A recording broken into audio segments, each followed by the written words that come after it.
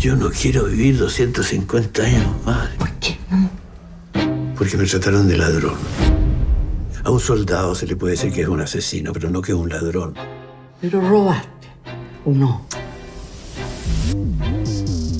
Yo vine para acá porque dijeron que iban a repartir plata. Eso te lo dije yo para convencerte, imbécil. ¿Y entonces no van a repartir nada? Buenas tardes. ¡Buenas tardes, general! También es verdad que yo he cometido errores. Errores de contabilidad. Papá, esta es la contadora que nos va a ayudar.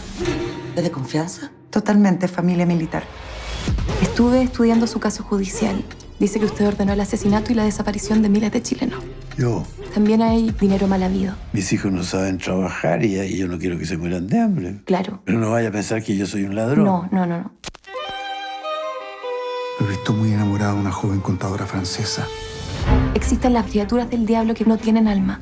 Y yo se la voy a salvar. A mí me gustaba matar, a usted le gustaba robar. No, a mí también me gustaba matar.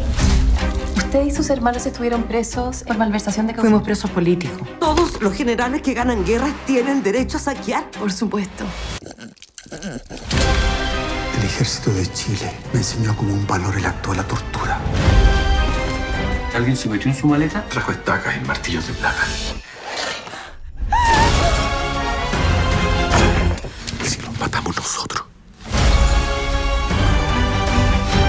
Vos vais a matar a 4 vampiros.